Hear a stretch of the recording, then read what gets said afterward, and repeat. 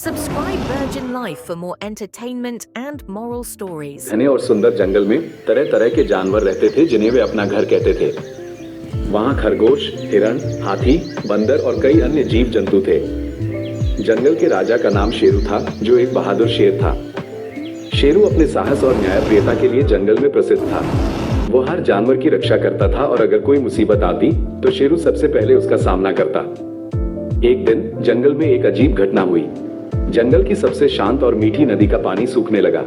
सभी जानवर परेशान हो गए क्योंकि उस नदी का पानी पीकर ही जंगल के जानवर अपनी प्यास बुझाते थे। पानी के बिना जंगल का जीवन असंभव हो जाता। सभी जानवर शेरू के पास गए और मदद की गुहार लगाई। हाथी ने कहा, महाराज, अगर हमारी प्यारी नदी सूख गई तो हम सब कैसे जिंदा रहेंगे? हमें कुछ करना होगा। शेरू ने सभी की बातें ध्यान से सुनी और फिर गहरे विचार में डूब गया। वो जानता था कि यह कोई छोटी समस्या नहीं है। शेरू ने अपने सारे दरबार के जानवरों को इकट्ठा किया और बोला, हमें मिलकर यह समस्या सुलझानी होगी। कोई न कोई रास्ता जरूर निकलेगा। सबसे पहले हमें पता लगाना होगा कि आखिर नदी का पानी क्यों सूख रहा है। सब जानवर आपस में चर्चा करने लगे। तभी खरगोश चिंटू ने कहा, मुझे लगता है कि हमें नदी के स्रोत तक जाकर देखना चाहिए। हो सकता है कि वहां कोई रुकावट हो जिससे पानी नहीं आ रहा हो। शेरू को यह बात ठीक लगी। उसने तुरंत जंगल के सबसे तेज जानवरों को बुलाया और कहा, हमारी एक टीम नदी के स्रोत तक जाएगी और वहां की स्थिति का जायजा लेगी। हमें यह पता लगाना है कि पानी क्यों रुक गया है। टीम में चिंटू खरगोश, बंदर मोनू और चतुर लोमड़ी रानी शामिल थे। वे जल्दी जल्दी नदी के स्रोत की ओर चल पड़े। रास्ते में उन्हें कई मुश्किलों का सामना करना पड़ा, लेकिन उनकी दोस्ती और समझदारी से वे हर मुश्किल को पार करते गए। जब वे नदी के स्रोत पर पहुंचे तो उन्होंने देखा कि वहां एक बड़ा पत्थर गिरा हुआ था जिसने पानी का रास्ता रोक दिया था। पानी उस पत्थर के पीछे ही अटका हुआ था और आगे नहीं बढ़ पा रहा था।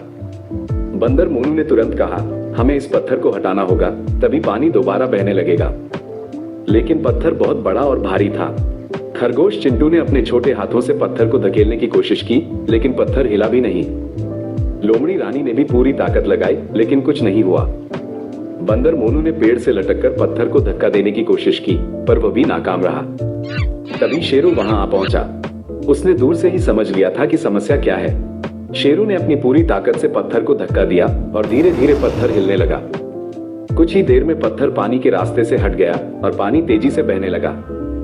नदी फिर से जीवित हो उठी और सभी जानवर खुशी से झूम उठे। लेकिन असली मुसीबत अभी बाकी थी।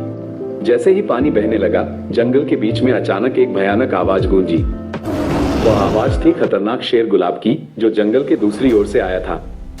गुलाब बेहद ताकतवर और क्रूर शेर था, जो दूसरे जंगलों को जीतने के लिए जाना जाता था। अब उसकी नजर इस जंगल पर थी और उसने घोषणा की कि वह इस जंगल पर राज करेगा। शेरू ने गुलाब की चुनौती को सुना और जानता था कि अब उसे अपने जंगल और जानवरों की रक्षा करनी होगी। उसने अपने सारे साहसी जानवरों को बुलाया और कहा, हमें अपने जंगल की रक्षा के लिए तैयार रहना होगा। गुलाब को हराने के लिए हमें साथ मिलकर लड़ना होगा। शेरू ने अपनी योजना बनाई। वो जानता था कि गुलाब ताकत में उससे कम नहीं है, लेकिन शेरू के पास एक विशेष गुण था, उसका बुद्धिमानी और साहस। उसने तय किया कि गुलाब को सीधे लड़ाई में हराना मुश्किल होगा, इसलिए उसने एक चालाक योजना बनाई। शेरू ने अपने दोस्तों चिंटू खरगोश, मोनू बंदर और रानी लोमड़ी को एक खास जगह पर छुपने के लिए कहा। जब गुलाब जंगल में आया तो उसने शेरू को लड़ने के लिए ललकारा। शेरू गुलाब के सामने आया और बोला, मैं तुम्हारे साथ लड़ाई करूंगा, लेकिन तुम्हें पहले यह साबित करना होगा कि तुम जंगल के हर कोने को जानते हो।